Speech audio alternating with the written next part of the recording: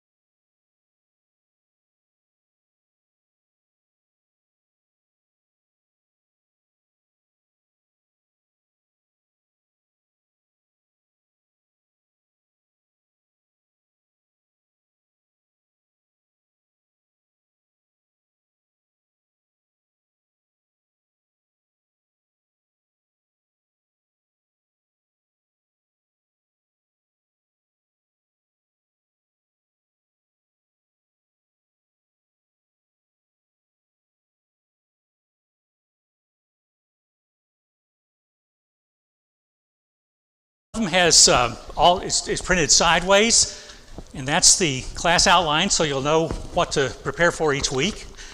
And then the other one that looks like an empty, kind of a blank outline, is today's lesson. I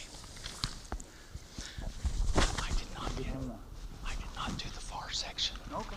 Yeah. Oh, okay. Sorry. All right.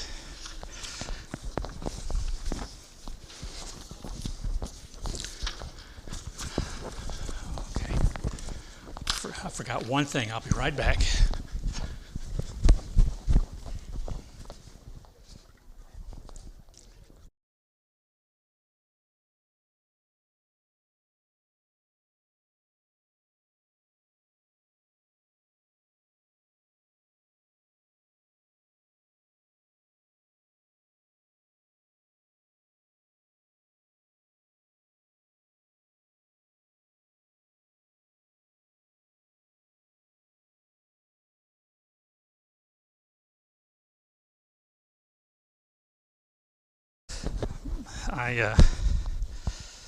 Well, okay. All right, let's see if we can get this to work. I know I'm sort of new here, so I thought I'd put my name up first. My name is Mike McLoud, and that's my email address. If you have questions or want to, maybe you're going to miss a week and want a copy of that week's handout or whatever, please feel free to email me. And when I've taught classes that were streaming before, had people who were at home that wanted copies of the outline. So again, please just send me an email, and I will send you the outline on Saturday before the class on Sunday. It may be late on Saturday, but you'll get it before Sunday. Now, I also need to do a couple of pieces of housekeeping because I've kind of learned the hard way over the years that this is necessary. I live with a pretty serious back injury, and it affects teaching in two ways. First is medication makes my mouth dry, so I'm going to have to stop periodically and drink something. This morning it's coffee. It might be water, Dr. Pepper, who knows. But there'll be something wet nearby, and I'll have to stop to use it. Second, you may have already noticed that I don't stand still. It's because that hurts. So I will pace around or shift back and forth. And the problem with that is, from a body language standpoint, it looks like I'm impatient. You know, Dan is making a comment, and I'm up here doing this, and it looks like I'm thinking, will he please get finished? And that's not it at all. It's I don't stand still. Okay, so if you're saying something and I'm acting impatient, understand that's not it. Okay, I'm glad for your comments, glad for your questions. I just don't stand still.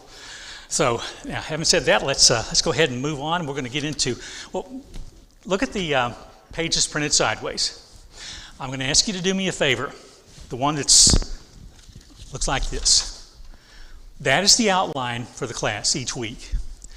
And I'm going to ask you, if you would please, to read the passage for each week before you come to class. I won't read it during class, don't have time. Okay, we want to talk about what's there and figure out what we can do with it, how it changes the way we live. I'm going to count on you to read it each week, so please keep that in mind and hang on to that. And it's just most of the time it's one chapter. I think one time it's two or three chapters, so it's not a whole lot. But please read that before you come to class, and I think we'll all get a lot more out of it. Which one, please? Both of them? Tell you what. All right. Oh, okay. Anybody else need one? There are two different sheets. Got one more hand over there? All right. Next week there'll only be one sheet. We'll get around a little bit quicker. All right, let's talk about Samuel this morning. Whoops, I don't want to go to that yet, sorry. Before we begin talking about Samuel, I need to define a couple of words that I'm afraid are misunderstood by a lot of people when they study the Bible. The first word is prophet. Now, when you think of prophet or prophecy, what comes to mind? Pardon? What's the first word somebody said over here? Foretelling. And what did you say? The future. I mean, isn't that what, if you ever see some churches having a prophecy conference, you've seen signs, banners for those, right? Well, it's somebody, he's going to come and tell you what's going to happen over the next few years. Jesus is going to come and this and that and everything is going to happen. We're telling the future. Biblically, folks, that is not what prophecy is. In the Old Testament, less than 10% of the prophet's words deal with the future.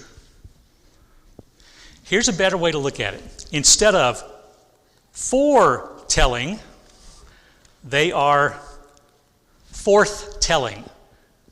Prophets were preachers, inspired preachers, because their sermons came from God. But they were men who spoke the word of God as God gave it to them. Now, sometimes, rarely, that involved telling the future because it helped make a point or help change people's lives right now. But for the most part, they did not tell the future. Okay, so when we talk about Samuel being a prophet today, don't think he spent all of his time telling people's fortunes. That's not what it was. He was preaching words that God gave to him. Now, the second term I wanted to define is judge. Okay? Now, when you hear of judge, what comes to mind? Well, it's the guy that Chris and Rob are scared of, right? Because within the courtroom, the judge is pretty much the power to be, isn't he? Can kind of do whatever he wants. We think of a legal setting, a courtroom, and lawyers and so on. Well, there's a book in the Bible named Judges, and it's filled with the exploits of a bunch of men that we call judges. Guess what they didn't do? They didn't judge. They did not sit around hearing legal cases. Now, there are two people connected with the judges that heard legal cases. Deborah, chapter 4 of Judges, it looks like, she sat under the terebinth tree, and it looks like she was hearing cases. It's possible that she was giving people guidance from the Lord because the priests, the Levites had become corrupt and there was no word of God being transmitted to people. Deborah appears to have been a prophet in that sense, that she could tell people God's word. It's also very possible that she was actually hearing cases and deciding between two people with disputes. Samuel also appears to have spent some time, we'll get to that later, spent some time doing what we would call judging in a legal sense. But the rest of the judges, they didn't do any of that. Here's the one thing the judges have in common. They rescued Israel from an oppressor. Now, Samson did it pretty much single-handed, right? All the rest of them, what did they do? Gathering up an army, and with the power of God behind them, drove out the oppressor. And now sometimes you have felt like Ehud did a little bit of both. He snuck into the king's chambers and assassinated him, escaping through the toilet, to be quite honest with you. He did. He escaped to the toilet, then rounded up the troops and took care of the dead king's army. A judge is someone who freed Israel from an oppressor. So we would be better off calling them a leader than a judge, because judge, to our ears, our minds, brings in all this legal stuff that doesn't have a place in the Old Testament. Okay? So when we talk about Samson this morning being a judge, we're primarily saying that he led the people. He governed the people. In fact, there are ancient Near Eastern languages that are somewhat related to Hebrew, and they all have a word similar to judge. You know how it's used? Govern. It means to govern. This man governed the people. So when we speak of judge, let's forget the legal stuff. Now, I want to start talking about Samuel by talking about Moses. Okay? Moses was he's probably the most important person in the Old Testament. Among his exploits is one you probably never thought of before. Look at the screen. Now, Moses, what roles did he play? Think about that for a second. What hats did he wear? Now, you see Charlton Heston there with the tablets, right? You saw that. So that's Moses, the lawgiver, right? That's one of his primary functions, was bringing the law to the people. In fact, that's why you have a carving of Moses in the U.S. Supreme Court building. There are carvings of the great lawgivers through the century, and one of them's Moses. Now, you've got Hammurabi, and some of the others through the years, but Moses is there because he brought Israel the law. Okay. Moses, by the way, if you want scripture reference, Exodus chapter 20 and moving on. Basically, Exodus chapter 20 through the end of Deuteronomy, almost all of that is Moses giving the law. There are a few narratives along the way, but most of that is Moses and the law for the rest of those books. Now, in Deuteronomy chapter 18, verse 18, Moses speaks of himself as having been a prophet. He promises the people that God will always give them a prophet like unto him, which means he was a prophet too. Well, it makes sense. You're giving the law is speaking God's word. That's a prophet's job, so you can kind of see it there. But even beyond the law giving, Moses spoke the word of God to people. He preached to people. He was a prophet. Moses also functioned as a priest. In Exodus chapter 17 and verse 15, there is a scene where an animal has been sacrificed, and Moses takes the blood of the animal and sprinkles some of it on the altar and some of it on the people. Does that sound familiar to you at all? That's what the priest did. More specifically, that's exactly what the priest did on the Day of Atonement, right? For himself first, and then another animal sacrificed for the people, and the blood was sprinkled actually on the Ark of the Covenant, and then on the altar, and then on the people. So Moses performed a priestly function in chapter 24, verses, I may have my references wrong. Maybe in chapter 24 that Moses was sprinkling the blood. So anyway, he performed sacrifice. He acted as a priest. Then one more thing. He led the nation, or governed the nation. He led them in battle. Exodus chapter 17 is the famous story of Moses leading them into battle against the Amalekites. He also led them as in judging. In Exodus chapter 18, you have the scene where he sets up shop early one morning and spends all day long judging between people with disputes. It was such a crazy scene that his father-in-law, Jethro, pulled him aside that evening and says, "What you're doing does not make sense. There's only one of you and all of these people. Don't you have anybody else that can judge between them?" And Jethro helped Moses set up a system where there were men of wisdom, men of knowledge, who were set up in different parts of the tribes, and when people had disputes, they'd go to those men first. And it kind of sounds like Moses, if you'll pardon the reference, Moses kind of served as the Supreme Court. He would have gotten the really, really hard disputes that the other guys couldn't handle. But Moses did judging as well as leading in battle, so he meets the qualification of a judge in our terms. Now, let's look at what roles Samuel played. Samuel was a prophet. 1 Samuel chapter 3, verse 1. The word of the Lord was rare in those days. There was no frequent vision. This is speaking of what things were like under Eli before Samuel was born. Then Samuel was born, and more about this in future weeks, but you know the story. His mama begged for the Lord to give her a son, and when he was born, he got to be probably a year, 2, 3 years old, she took him to the temple, and he lived there and served God at the temple, or at the tabernacle, for the rest of his life. So he's gotten to the tabernacle in chapter 3, and the writer makes a comment that there was no word of the Lord in those days. Okay, that's verse 1. Now skip on down, chapter 3, verse 19 and 20. Samuel grew, the Lord was with him, and let none of his words fall to the ground. And all Israel from Dan to Beersheba, which means all the way north to all the way south, all Israel from Dan to Beersheba knew that Samuel was established as a prophet of the Lord. And the Lord appeared again at Shiloh, for the Lord revealed himself to Samuel at Shiloh by the word of the Lord. So Samuel was a prophet, first of all. Second, Samuel served as a priest. In 1 Samuel chapter 7 and verse 9, he offers sacrifice. In chapter 13, you have the Israelites getting ready to go into battle under Saul, the king, going to battle against the Philistines. And Saul has orders to collect the tribes, collect the army, and wait for Samuel to come, at which point they'll offer sacrifice to God and pray for victory. Samuel purposely didn't show up on time. He waited.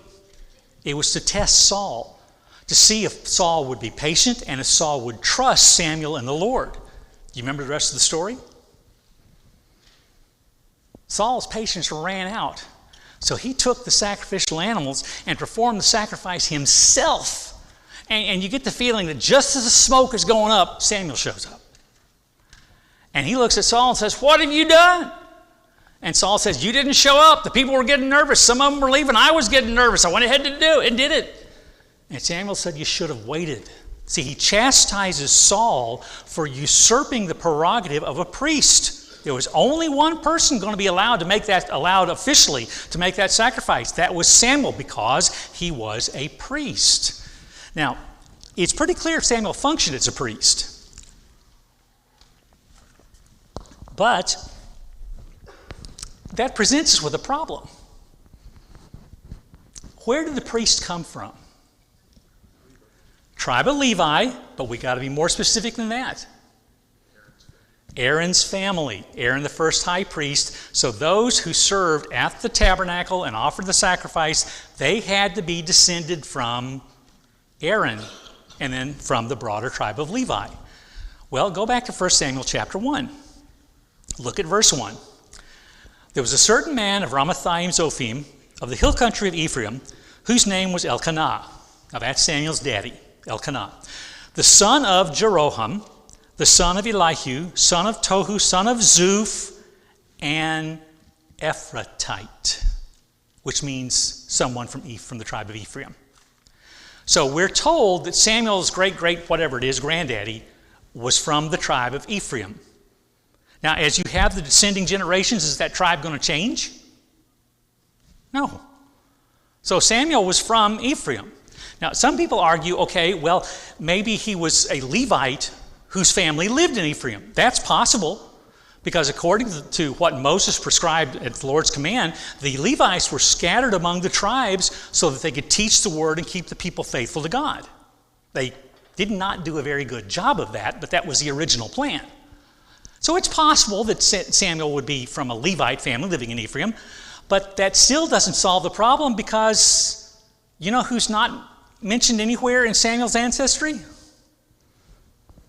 Aaron. He's not born in the high priestly family, and yet he functions as the priest. So what happened? Well, it appears that he was adopted into Aaron's family. When Samuel was born, the high priest was an old man named Eli. We'll get to more of this in later lessons, but Eli's sons were completely, thoroughly, and totally corrupt. They were stealing sacrifices, didn't belong to them. They were sleeping with women who had dedicated themselves to serve at the tabernacle. If it was wrong and corrupt and repulsive, they were doing it. So that means after Eli, who is there to take over as high priest? Two guys who've disqualified themselves. And by the way, they eventually died in battle, a battle that they should not have been in. More about that later in later weeks. So then you have little boy Samuel. He's born. He's 2 or 3 years old. His mama takes him and gives him to the Lord. He lives at the tabernacle and serves there forever. It appears that he gets adopted by Eli as Eli's son. And when the first 2 older ones die, because it always went to the oldest son, right? Eli's 2 older sons died. That only leaves his adopted son, Samuel, who becomes the priest when Eli dies. So Samuel's a prophet, and Samuel is a priest. Samuel also was a judge. Now, remember, though, this means primarily that he governed or led the nation. And we see him doing 2 functions like Moses did. For example, in chapter 7, verses 3 through 11, he leads the whole nation to restore themselves in their commitment to the law of the God, and he then leads them in battle against the Philistines. So what's the primary thing a judge did? Rescue from an oppressor. There's Samuel doing it. The Philistines have been oppressing Israel for decades, and Samuel leads the army against them and brings them relief. Then, chapter 7, verses 15 and 16, he had an annual circuit, Ramah, Mizpah, and I'm forgetting the third one, Shiloh, I think. 3 places scattered around the country, sort of, that he would go. He would make a circuit every year, and the Israelites would come to him with their problems. Now, some of them likely were simply seeking guidance from God, because you'd go to the prophet for that, wouldn't you? Some of them, though, had legal disputes, and Samuel was judging between them.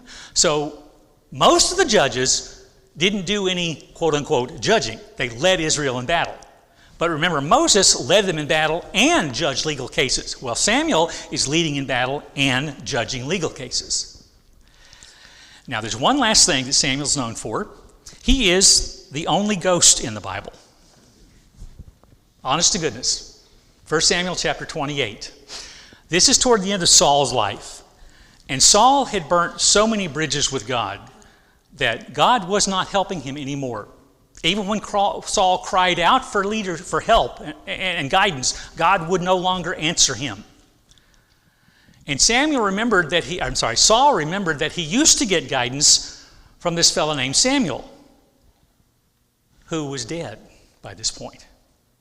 So Saul goes to the medium, or the witch, of a city called Endor.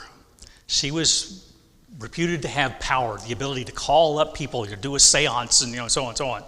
Now, she was a fraud, like all mediums and people that do seances and all that. She was a charlatan. You'll see in a moment how I know that. Okay, but she was a fraud through and through. But she was good at faking and tricking it, and a lot of people believed that she could actually do it. Well, Saul comes to her, and he says, I want you to call up Samuel. And she realizes it's Saul, and she thinks, oh no, I'm dead, because the law said that, if you were caught doing what she was doing, you'd be put to death. And Saul says, no, I won't harm you. You'll be fine. Go ahead and call up Samuel. And so she goes through her act, and someone starts to appear, and it scares her to death. That's how you know she's a fraud.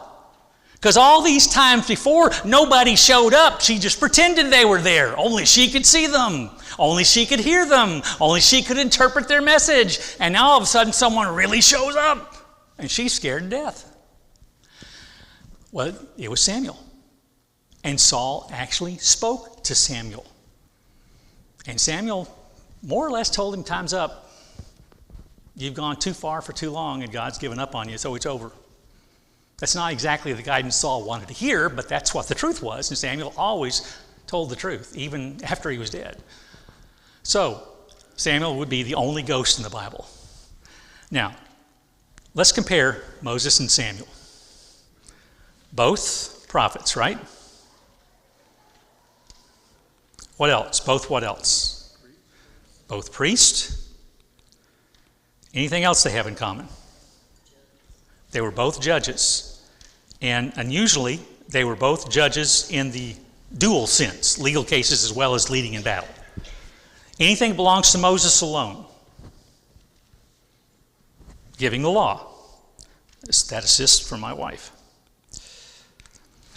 Okay, and anything belonged to Moses, Samuel alone. Now, the ghost, he'd probably be just as happy if we didn't put that down.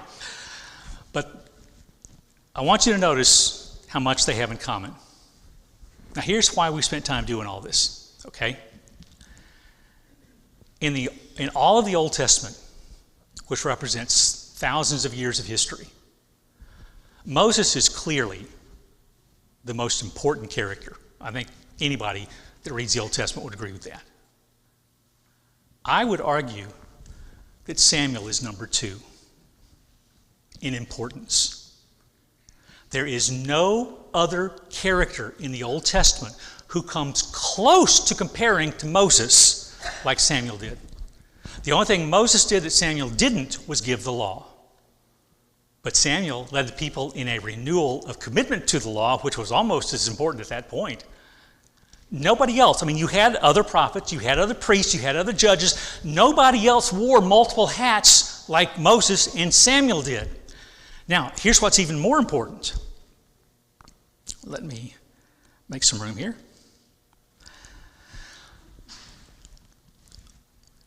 When Israel started, let me go all the way back. When God first started dealing with man, it was what we would call a patriarchy. Now, that's become an ugly word in recent years, but it actually has a technical meaning that is valuable. It means that God spoke with the head of the family and dealt with that family directly by speaking to the head of the family. Abraham, right? Then Isaac, then Jacob. God dealt, and that we call those men the patriarchs, don't we? God dealt with them directly. One family directly with the leader. Okay. After that, when Moses led the Israelites out of Egyptian bondage and through 40 years of wandering in the desert, molded them into a nation, and then Joshua led them into the promised land, they conquered it and set up their own cities and so on and so on, they were technically living under what's called a theocracy. Which means what? God rules. The Christi part kind of means ruled. And the first part, it tells you who's ruling. Theos is the Greek word for God. They were ruled directly by God. You ever wonder why Israel didn't have a government during the time of the judges? They didn't need one. If everybody had followed the law as God laid out, there would have been no need for government, because everybody would have treated everybody honestly and fairly. There were provisions for the poor. There were anything you could think of. It was resolved if people just kept the law. In fact, you need to go home and read the last 3 or 4 chapters of Deuteronomy. I believe it's chapter 28, where Moses tells them, if you keep the law, you're going to have this blessing and this blessing and this. And the blessings were bountiful crops, plenty to eat. Your enemies will come against you and then immediately flee in terror. And anything that would make a nation prosperous and viable, they would be blessed with all of it, and more so if they kept the law. Now, then their chapter goes on to say, if you don't keep the law, you're going to suffer this and suffer that and suffer this. And among it, you're going to be conquered by the nations around you, and you're going to suffer, you're going to be oppressed, and it would go on and on. So if they just simply obeyed what God told them to do, they needed no government. Now, the law was perfect. Paul tells us that. The law was perfect. The problem was the imperfect people trying to keep it. And I know I'm sounding harsh on the Israelites, so let me say this. Let's round up the population of Fort Gibson and take them back to about 1500 BC, living under Moses, wandering in the desert, going into the promised land. How much better would we have kept the law? Nope. Initially, we might have done a little bit better because we know what happened to the Israelites when they didn't. But how long do you think that would last? Somebody said not long. That's right. So I'm not trying to just dump on the Israelites. All humans have that failing. We can't keep the law. If the law would have provided a perfect society, the Israelites couldn't keep it. So the end of the book of Judges, the last verse, says, there was no king in the land. Every man did what was right in his own eyes. Now, when it says there was no king, what they're really meaning is there was no law. There was no government. There was no control from above. So everybody did whatever they felt like. And that's why Judges is so chaotic. I think some of the ugliest passages in the entire Bible are the last 3 or 4 chapters of Judges. I'm not even going to try to describe it this morning. But if you want a good horror story, read those at night. The last 3 or 4 chapters of Judges. It's ugly what the Israelites got up to. Because everybody's doing what they felt right. Well, after a while, the people got tired of living with that chaos. And so they had a solution. Their solution was, everybody around us has a king. And it looks like most of those guys are maintaining order pretty well. They decided life would be better in Israel if they had a king. Which leads us to the third form of government. A monarchy.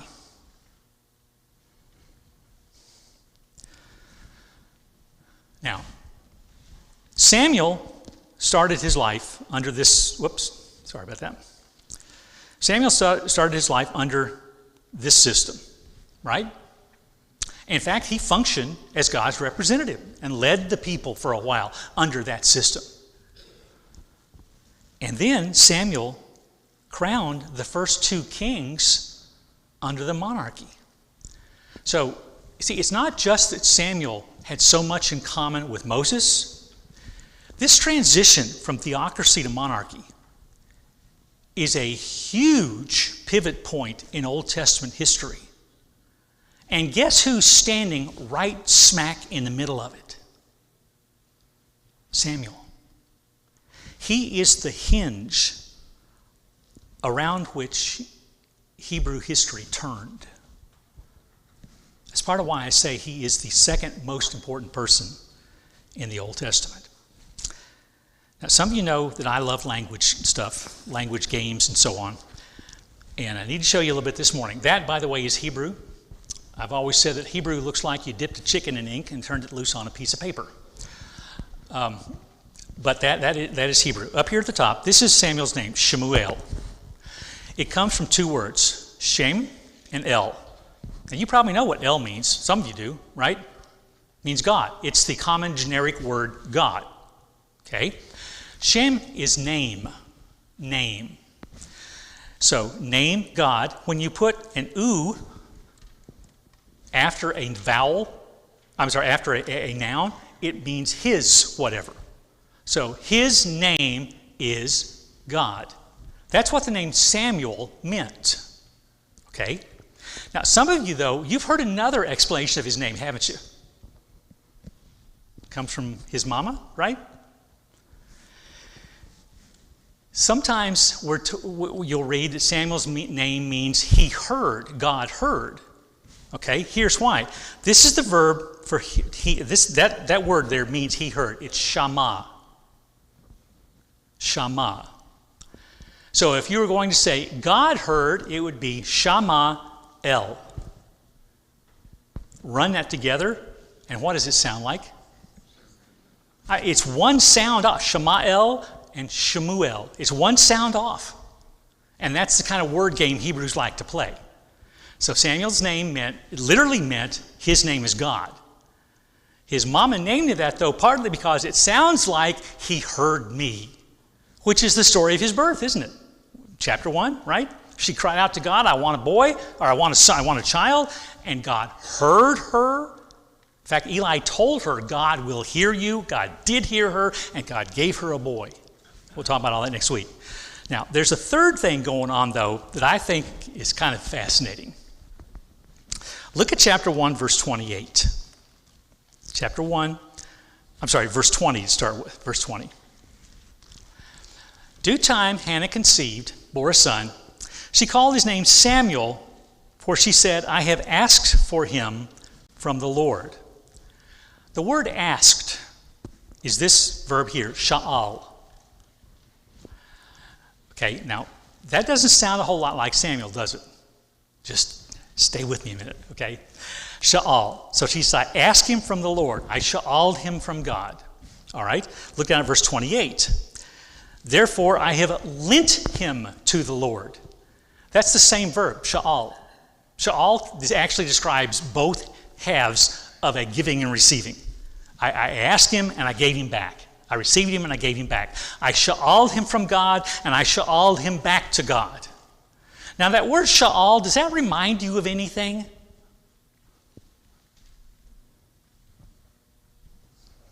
Who's the first king? Well, one of y'all saying that over here? Okay, you figured it out. All right. Saul was the first king. In Hebrew, that's Shaul. Shaul, real close again, isn't it? Okay, and folks, that is the kind of word plays, puns that Hebrews lived for. Okay? So, what the writer is telling us, his mama says, I sha'aled him from God, I sha'aled him back to God. In other words, the real Saul, the real Shaul, is Samuel, not the pretender who got crowned king, because he was not faithful, see? He turned his back on God and was eventually rejected by God. And then who is it that anointed another man to be king? That would be the one who was sha'aled by his mother and sha'aled back to God, the real Saul. See, the writer's playing a game with us here, telling us that if you want to know who the real leader of Israel is, it's not Saul, it's Samuel.